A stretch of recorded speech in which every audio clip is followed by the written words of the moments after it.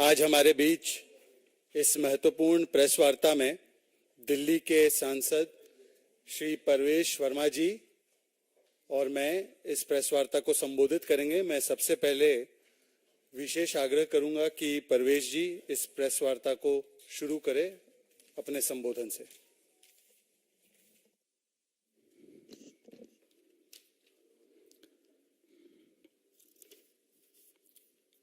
आप सभी मीडिया मित्रों का आज की प्रेस वार्ता में आने के लिए धन्यवाद। हम भी उसी फैसले का इंतजार कर रहे हैं जिस फैसले का अभी आप लोग इंतजार कर रहे हैं। अभी कोर्ट में सुनवाई चल रही है, उसके बाद में कोर्ट ये तय करेगा कि कोर्ट संजय सिंह को जेल भेजता है या नहीं भेजता है। हम सभी जानते हैं कि दिल्ली में जब कोविड की लहर चल रही थी, उस समय दिल्ली में दिल्ली सरकार अरविंद केजरीवाल एक नई शराब पॉलिसी लेकर आते हैं। जब दिल्ली में लोग ऑक्सीजन मांग रहे थे, दवाई मांग रहे थे,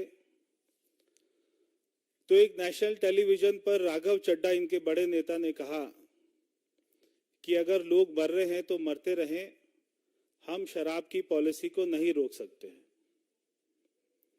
तो ऐसी क्या जल्दी थी कि ये शराब की पॉलिसी लेकर आए कोविड के समय में, ये हमें आज उसकी सच्चाई का पता लगता है। मैं जांच एजेंसी को बधाई देता हूं इस बात की कि ये बहुत ही मास्टरमाइंड लोगों ने पॉलिसी बनाई थी। जो लोग अपने आप को IRS कहते हैं, जो लोग अपने आप को एक्स इनकम टैक्स कमिश्नर कहते हैं, वो लोग इसके मास्टरमाइंड थे। उन लोगों ने ये पॉलिसी बनाई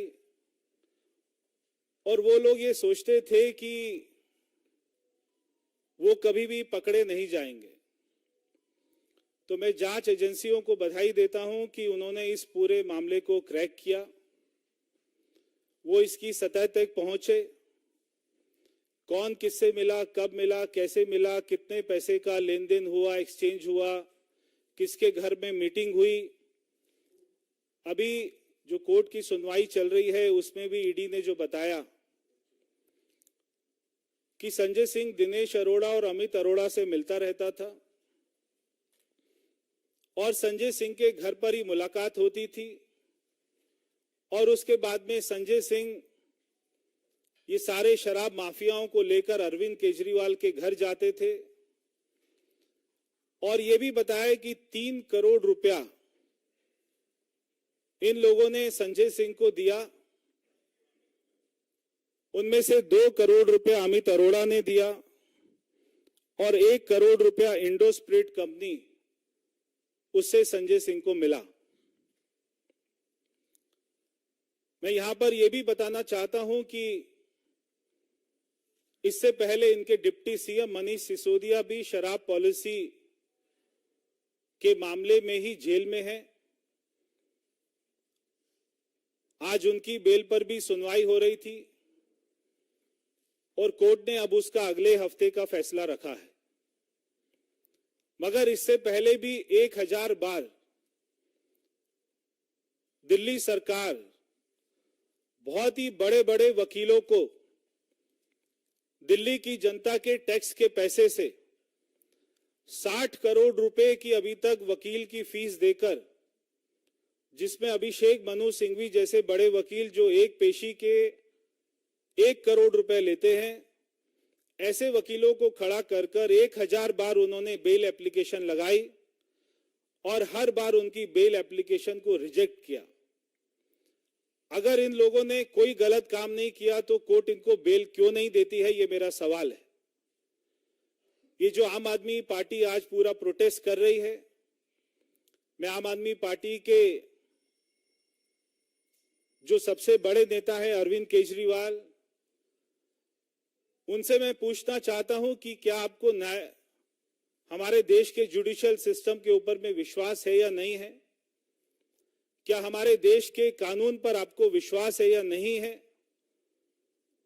अगर आपको विश्वास है तो फिर ये प्रोटेस्ट क्यों?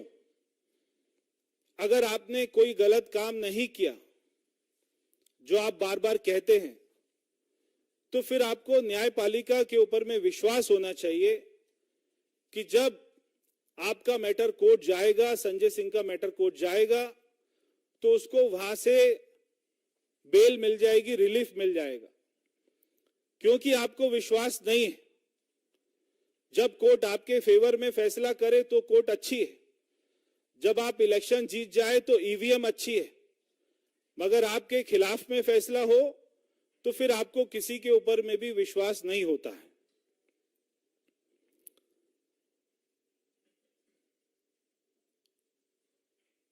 ये लोग बार बार कहते हैं कि क्योंकि इलेक्शन आ रहे हैं उसके हम उनसे डर गए, और ये अपोजिशन पार्टी जो इंडिया अलायंस बना है उसके ऊपर में अटैक है। हमारे प्रधानमंत्री जी ने कहा था कि ना मैं पैसे खाऊंगा ना किसी को खाने दूंगा। अगर कोई भी अपोजिशन पार्टी के लोग, किसी भी पार्टी के लोग अगर कोई करप्शन करते तो उनको दुनिया की कोई भी ताकत जेल में जाने से नहीं रोक सकती है। और अगर आपने कोई करप्शन नहीं किया तो आपको फिर कोई भी जेल में नहीं डालेगा। क्योंकि इलेक्शन आ रहे हैं और आप एक अपोजिशन पार्टी का हिस्सा हैं, तो आपका जो विक्टिम कार्ड है वो नहीं चलेगा। अगर आपके सतेंद्र जैन ने कोई करप्शन किया है, जो पिछले 1.5 साल से जेल में है और जिसको जमानत नहीं मिल रही है, तो उनको कोई नहीं बचा सकता है। अगर मनीष सिसोदिया जेल में है तो उनको कोई नहीं बचा सकता है। एक के बाद एक आम आदमी पार्टी के बड़े बड़े लीडर, वो जो सबसे बड़ी जेल है तिहाड़ जेल और वो मेरी लोकसभा में है, वहां पर जा रहे हैं। अब हमें लगता है कि धीरे धीरे आम आदमी पार्टी का कार्यालय भी तिहाड़ जेल में खुलेगा, क्योंकि ये जो संजय सिंह है ये कोई लास्ट नहीं है। और भी बड़े बड़े नाम हैं जो ये पूरी शराब की पॉलिसी में इन्वॉल्व थे, और ईडी ने जो अपनी जांच करी है उसके पास में काफी एविडेंस है। और जो गवर्नमेंट अप्रूवर बने हैं दिनेश अरोड़ा, उन्होंने काफी बातों की जानकारी दी है। जब संजय सिंह को दिनेश अरोड़ा, अमित अरोड़ा के सामने बिठाया जाएगा और वहां पर उनसे सवाल पूछा जाएगा, तो संजय सिंह केवल इतना नहीं कह सकते क्योंकि इलेक्शन आ रहा है और हम अपोजिशन पार्टी में हैं इसलिए हम पर अटैक हो रहा है। उनको जवाब देना पड़ेगा। अगर कोर्ट में उनका वकील काउंटर एविडेंस नहीं देता है तो उनको बेल कभी नहीं मिलेगी। इसलिए मेरा कहना है कि विक्टिम कार्ड खेलना बंद करें। अगर आपने कोई जुर्म किया है, और मेरा अरविंद केजरीवाल को एक जो है फ्रेंडली एडवाइस है कि आप जो भी आपने किया है पाप, अगर आप उसको सामने स्वीकार कर लें तो मुझे लगता है आपकी भी सजा थोड़ी सी कम हो जाएगी। धन्यवाद परवेश जी। मित्रों, एएपी का मतलब अब आम आदमी पार्टी नहीं बल्कि और अधिक पाप बन चुका है। और जब भी ये भ्रष्टाचार का पाप करते हैं तब इनका एक ही नारा होता है।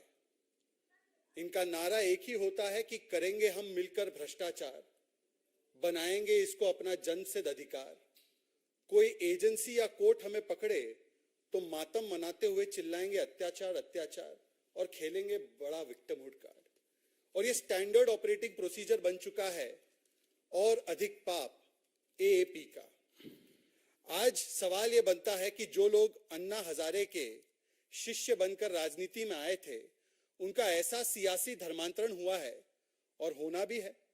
आजकल तो लालू प्रसाद यादव जी के शागिर्द बने घूमते हैं। तो ऐसा सियासी धर्मांतरण का कोई किस्सा आपने कभी भी देखा नहीं होगा। एक समय था कि बिना कोई सबूत, बिना कोई कोर्ट के आदेश, ये 14-14, 15-15 लोगों की लिस्ट लेकर घूमते थे। लालू जी करप्ट है, सोनिया जी करप्ट है, सोनिया जी को गिरफ्तार किया जाना चाहिए, राहुल गांधी करप्ट है, फलाना करप्ट है, ढिमकाना करप्ट है, मुलायम सिंह यादव जी करप्ट है। ऐसी फहरिस्त निकाल कर घूमने वाले लोग आज ऐसे लोगों के साथ गठबंधन करते हैं और जब एक के बाद एक कोर्ट के द्वारा अलग अलग तरीके से उनको कोई भी राहत नहीं मिलती है, तब भी ये विक्टिमहुड कार्ड खेलते हैं। आज सुबह से ही इनका एक टेप रिकॉर्डर चल रहा है। जब भी कोई कोर्ट की कार्रवाई, कोई इन्वेस्टिगेटिंग एजेंसी की कार्रवाई होती है, आप एक पैटर्न नोट करना, सुबह से एक टेप रिकॉर्डर शुरू हो जाता है और शाम तक वही टेप रिकॉर्डर चलता है। एक भी सवाल का जवाब नहीं दिया जाता, बस वही टेप रिकॉर्डर चलता है। हमारे साथ तो देखिए वेंडेटा हो रहा है, हमारे साथ विद्वेषपूर्ण कार्रवाई हो रही है। अभी तक तो एक झुंझुना भी नहीं मिला है। मैं पूछना चाहता हूं, और कुछ 15 सवाल हमने जो लगातार पूछने का काम किया है, वो 15 सवाल हम फिर से अरविंद केजरीवाल और एएपी को पूछना चाहते हैं। यदि आपका कहना यह है कि आपके साथ वेंडेटा पॉलिटिक्स हो रहा है, आपके साथ केवल और केवल विद्वेषपूर्ण कार्रवाई हो रही है, झुंझुना तक नहीं मिला है, मार्च 2023 से मनीष सिसोदिया जेल में है, मार्च 2023, और उसके बाद कई बार अनेकों कोर्ट में जाने के बाद भी मनीष सिसोदिया को कोई राहत नहीं मिली है। उल्टा सीबीआई की कोर्ट ने उनके विषय में कहा है, और ये नोटेड है, ये पब्लिक डोमेन में है, एक फाइंडिंग है कि मनीष सिसोदिया प्रिंसिपल आर्किटेक्ट है शराब घोटाले के। ये फाइंडिंग है और मैं पढ़कर सुनाना चाहता हूं। ये 2023 के कोर्ट का ऑर्डर है। ये कहते हैं कुछ मिला नहीं। The payment of advance kickbacks of around 90 to 100 crore rupees was meant for him मतलब Manish Sisodia, and other colleagues in the GNCTD, and 20 to 30 crores of the above have been routed through the co-accused Vijay Nair, Abhishek Bonpalli and approver Dinesh Arora, and in turn certain provisions of the excise policy were permitted to be tweaked।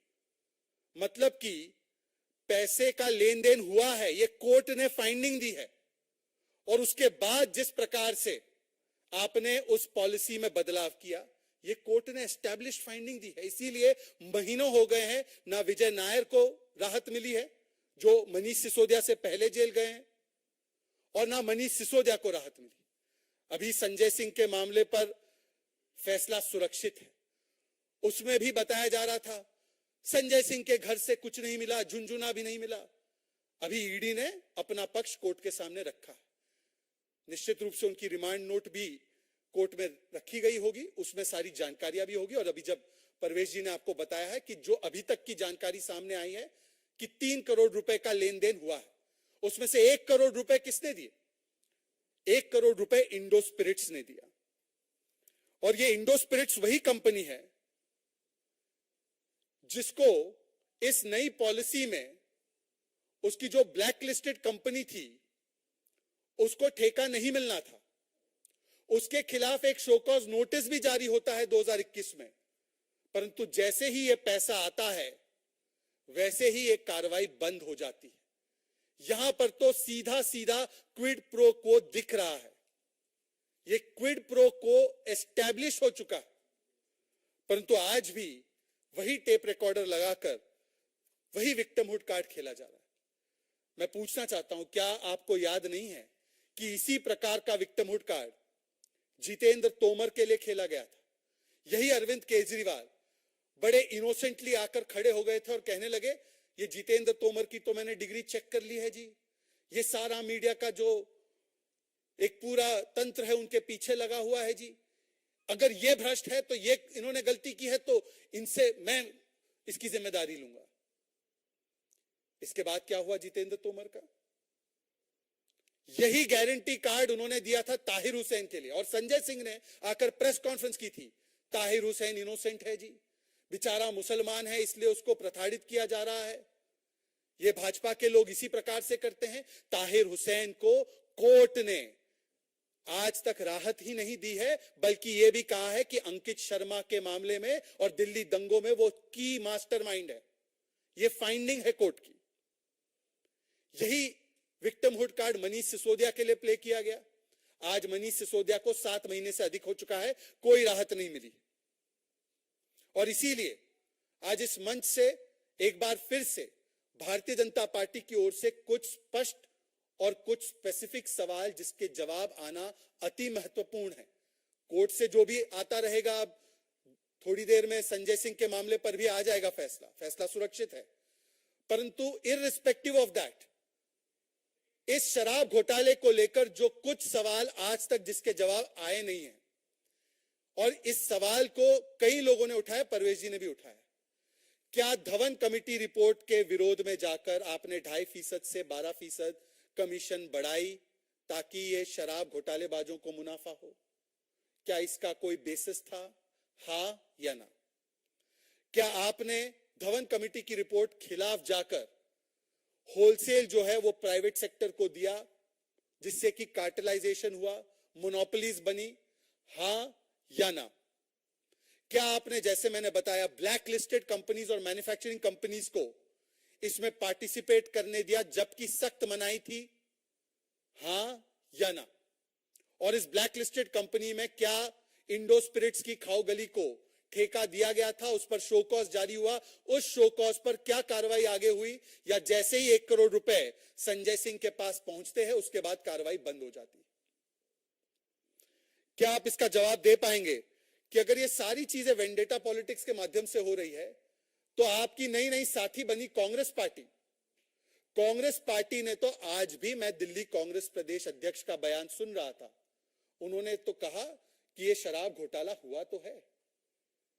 Cosmetically वो चाहे जो भी कह दे, चाहे अजय माकन हो, चाहे दिल्ली प्रदेश के उनके अभी अध्यक्ष लवली जी हो, चाहे कांग्रेस के अन्य नेता हो, अलका लांबा जैसे, ये तमाम नेताओं ने कैटेगोरिकली कहा है, मनीष सिसोदिया, अरविंद केजरीवाल, संजय सिंह और ये पूरा जो इकोसिस्टम है शराब घोटालेबाजों का, उन पर कार्रवाई होनी चाहिए, शराब घोटाला हुआ है। और क्या कांग्रेस ने आज इसका स्टैंड बदल दिया है? कल शाम से एक भी डिबेट पर कांग्रेस पार्टी नहीं आ पा रही है, बुलाए जाने के बाद भी। अब ये पता नहीं क्यों, उनसे पूछा जाना चाहिए। क्या कोर्ट्स भी वेंडेटा कर रहे हैं क्या? मार्च से लेकर अब तक, सितंबर अक्टूबर से विजय नायर जेल में है 2022 से, तो क्या कोर्ट भी वेंडेटा पॉलिटिक्स कर रही है? इसका भी जवाब आज तक नहीं मिला। एक आरटीआई आई है, दिल्ली सरकार की ही आरटीआई, और उस आरटीआई में साफ साफ कहा गया है कि इस पूरे स्कैम में लगभग 2000 करोड़ रुपए का नुकसान दिल्ली सरकार के राजस्व को हुआ। यह पहला ऐसा स्कैम था जिसमें कि ये बता रहे थे वर्ल्ड्स बेस्ट पॉलिसी है, इसमें दारू की सेल तो बढ़ गई, लिकर की सेल तो बढ़ गई, परंतु रेवेन्यू घट गई। और रेवेन्यू घटने का कारण ही यही था कि आपने अपने अपने शराब घोटालेबाजों को बड़ा मुनाफा कमाने दिया और सरकारी तिजोरी में सेंधमारी कर दी। अगर घोटाला हुआ ही नहीं अरविंद केजरीवाल जी, तो पुरानी पॉलिसी पर आज क्यों चले गए नई पॉलिसी को आपने चेंज करके? और अभी पुरानी पॉलिसी को हाल ही में एक्सटेंड भी किया गया। अगर आपका घोटाला हुआ ही नहीं है, शराब घोटाला हुआ ही नहीं है, तो बताएं किस प्रकार से 144 करोड़ रुपए का वेवर दिया गया इन शराब घोटालेबाजों को, वो भी उस समय पर जब कोविड का पीक काल था। कोविड काल में 2 ही काम हुए, एक तो शीश महल बना और दूसरा 144 करोड़ का कभी वेवर दे दिया अपने शराब घोटालेबाजों को, कभी 30 करोड़ की ईएमडी जो रिफंड नहीं करनी थी, जिसको सरकार को रखना था, तो एयरपोर्ट जोन के लाइसेंस के बदले उस ईएमडी को रिफंड कर दिया गया। क्या ऑपरेशनल पीरियड लाइसेंस का जो 1 अप्रैल 2022 तक था, इसको बिना ड्यू अप्रूवल के 31 जुलाई 2022 तक किया गया? नहीं किया गया। क्या रिलैक्सेशन करके इस पूरी नीतियों में एक एक मोहल्ले में 2 से अधिक ठेके खोलने की अनुमति दी या नहीं दी? कहीं मस्जिद के पास ठेका खोल दिया, कहीं मंदिर के पास, कहीं गुरुद्वारे के पास, कहीं स्कूल के पास। अस्पताल तो कितने बने हर मोहल्ले में मुझे नहीं पता, कितनी सेवाएं दी हर मोहल्ले में नहीं पता, पर हर मोहल्ले में 2 से अधिक ठेके खोलने का काम अगर किया गया तो वो अरविंद केजरीवाल के द्वारा किया गया। और कौन सी पॉलिसी के तहत पूछा गया कि इसको खोलना है नहीं खोलना है? इन्होंने तो कहा था कि हम जनता से पूछकर ये निर्णय लेंगे। क्या जनता से पूछा गया था? इसके बाद सी अरविंद, जो कि सेक्रेटरी है मनीष सिसोदिया के, वो स्टेटमेंट देते हैं, और ये मैजिस्ट्रेट के सामने स्टेटमेंट दिया गया है कि स्वयं अरविंद केजरीवाल के घर पर पॉलिसी को ट्वीक करके शराब घोटालेबाजों को मन मुताबिक पॉलिसी बनाकर देने का काम किया गया। ये कोई इक्का दुक्का स्टेटमेंट पर नहीं, ये कोई कल जो लोग अप्रूवर बने हैं उनके स्टेटमेंट पर नहीं, ये बहुत ही लंबा केस है जिसमें डिजिटल एविडेंस भी है, जिसमें 164 के बयान भी है, जिसमें पैसों की लेन देन भी है और जिसमें कई सारे नियम जो वायलेट हुए हैं उसका भी एक लंबा एक पूरा प्रोसेस है। किस प्रकार से जब फैसले करने की अनुमति नहीं थी तो 50 रुपए प्रति क्रेट इंपोर्टेड लिकर को डिस्काउंट दिया गया। ये सारे सवाल स्पेसिफिक सवाल है, परंतु आज तक एक भी स्पेसिफिक सवाल का शराब घोटाले को लेकर जवाब इनकी तरफ से नहीं आया, जबकि इनके मंत्री प्रेस कॉन्फ्रेंस करते हैं। इसीलिए आज मैं केवल 2-3 बातें कहकर अपनी वाणी को विराम दूंगा। यदि ये फिर से अगर कहते हैं कि ये वेंडेटा पॉलिटिक्स है, सबसे बड़ी हिपोक्रेसी आम आदमी पार्टी के मैं आपको दिखाता हूं। छत्तीसगढ़ में भी एक प्रकार का लिकर स्कैम हुआ है जिसको ईडी इन्वेस्टिगेट कर रही है। अब दोनों में कंपटीशन है, दोनों ही पार्टियां ट्विन टावर ऑफ करप्शन तो है ही, तो दोनों ट्विन टावर में करप्शन की होड़ लगी हुई है, कौन ज्यादा लूट सकता है। कांग्रेस ने जो छत्तीसगढ़ में लिकर स्कैम किया है, आम आदमी पार्टी ने उस पर बाकायदा प्रेस कॉन्फ्रेंस करते हुए कहा कि यही ईडी जो उसको इन्वेस्टिगेट कर रही है, वही ईडी जाकर भूपेश बाघेल को गिरफ्तार करे। बताइए, ईडी वहां काम करे तो चमत्कार और ईडी आप पर काम करे तो गुनहगार। इसीलिए आज विक्टिमहुड कार्ड खेलने का समय नहीं, आज हिसाब किताब देने का समय है। हमने 10 से अधिक सवाल इस पटल से आम आदमी पार्टी की तरफ रखे हैं, परंतु एक का भी जवाब आता नहीं है। केवल वो टेप रिकॉर्डर बजाकर चले जाते हैं। आज तक 800 करोड़ रुपए का ऑडियो टेप, वो कह रहे थे ना साजिश के तहत उनकी पार्टी को तोड़ा जा रहा है, भाजपा ने 800 करोड़ रुपए रखे हुए हैं, वो कहां है 800 करोड़ रुपए और उसका ऑडियो टेप। तो इस प्रकार की बातें करना, केवल आरोप लगाकर निकल जाना, यही इनका चरित्र बन चुका है। इसको लेकर कोई और सवाल होंगे तो आपके सवाल आप पूछ सकते हैं इसी मुद्दे पर।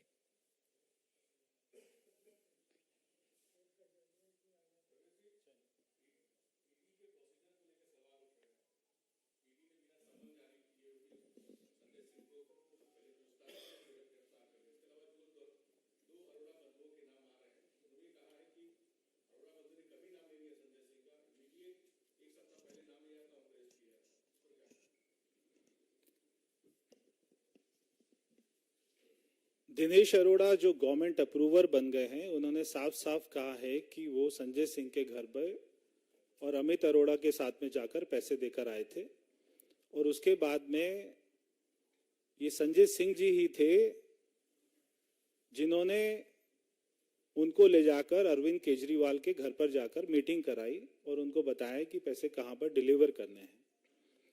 तो इसमें अगर गवर्नमेंट अप्रूवर और पैसे देने वाला अगर किसी का नाम लेता है तो वो एक अपना बहुत ही सॉलिड एविडेंस है।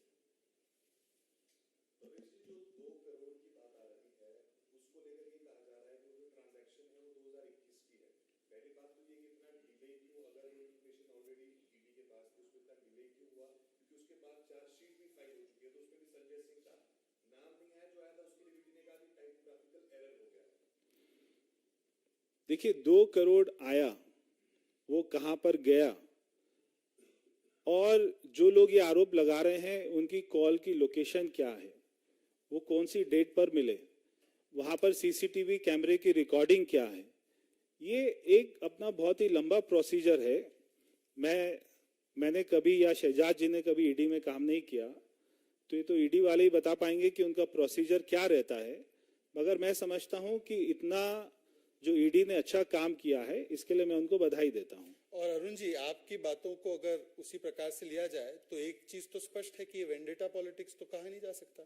दोनों चीज तो एक साथ नहीं कह सकते आप कि वेंडेटा भी हो रहा है और जो आपने अभी एक टिप्पणी कही है, वैसे आप ही लोगों की टिप्पणियां ये भी फ्लैश हो रही है कि किस प्रकार से दिनेश अरोड़ा ने कहा है कि संजय सिंह प्रभावित व्यक्ति है और उनका पहले नाम नहीं लिया गया था क्योंकि विजय नायर ने उसको धमकी भी दी थी, और अभी और भी 2 नाम हैं।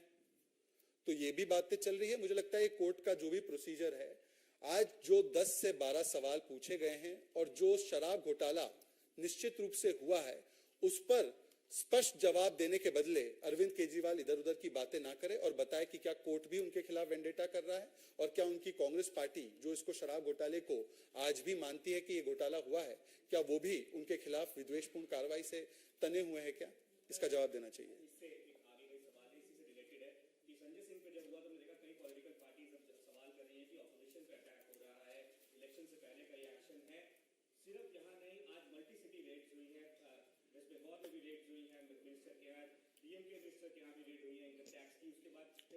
मोहित,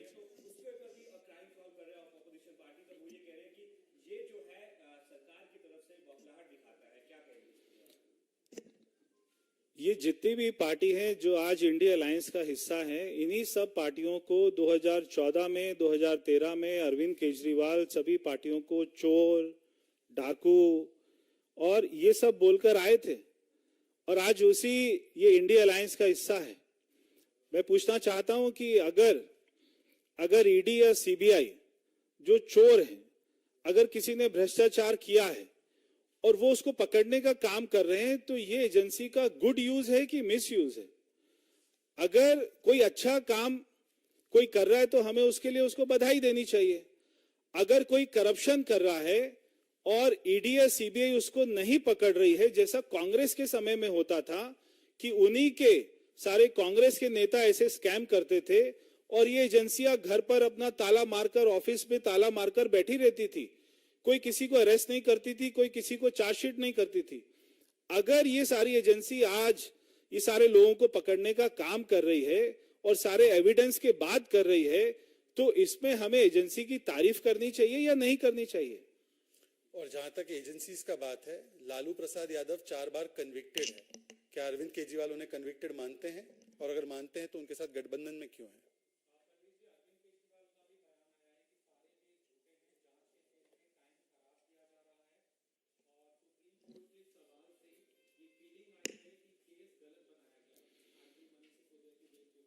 अगर अरविंद केजरीवाल को लगता है कि सारे केस जो हैं वो झूठे हैं, तो उनको अभिषेक मनु सिंघवी जैसे बड़े बड़े लॉयर्स को 1-1 करोड़ रुपया की फीस देकर 60 करोड़ रुपया खर्च कर क्यों अपना वकील बनाना पड़ रहा है? जो गवर्नमेंट पैनल पर, जो दिल्ली गवर्नमेंट के पैनल पर उनके लॉयर्स हैं, वो उनसे क्यों नहीं केस लड़वा रहे हैं? क्यों उनको इतने बड़े बड़े वकीलों की अपना मदद लेनी पड़ रही है? अगर ये केस झूठे हैं तो क्यों इनके नेताओं को अभी तक बेल नहीं मिल रही है? क्यों मनीष सिसोदिया को बेल नहीं मिल रही है? क्यों सत्येंद्र जैन पिछले 1.5 साल से जेल के अंदर है? अगर ये सारे केस अगर झूठे हैं तो मैं समझता हूं कि अरविंद केजरीवाल को इस बात का जवाब देना चाहिए कि सबसे पहले वो ये बताएं कि उनको न्यायपालिका के ऊपर भी विश्वास है या नहीं है। वो सबसे पहले इस बात को क्लियर करें। अगर वो कहते हैं कि विश्वास है तो उनको वेट करना चाहिए, पेशेंस रखना चाहिए कि कोर्ट क्या फैसला देती है, और अगर वो कहते हैं कि विश्वास नहीं है तो फिर कोर्ट इस बात का संज्ञान ले। और किसी को अभी तक कोई क्लीन चिट मिली नहीं है, उनसे पूछिए एक बार कि यदि कोर्ट फाइंडिंग देता है कि प्रिंसिपल आर्किटेक्ट है वो शराब घोटाले के मनीष सिसोदिया, और कहता है कि किस प्रकार से 90 से 100 करोड़ रुपए किकबैक के रूप में मिले, तब चयनात्मक रूप से उसको तो नकार देना है और चयनात्मक रूप से एक टिप्पणी को लेकर फिर से एक बार विक्टिमहुड कार्ड खेलना है। मुझे लगता है कि ये केवल अरविंद केजरीवाल ही कर सकते हैं। उनको सुप्रीम कोर्ट और कोर्टों की बातों पर भरोसा है, तो अभी तक, आज तक विजय नायर को क्यों बेल नहीं मिली है? धन्यवाद। उन्होंने विश्वास जताया था, कट्टर ईमानदार भी है।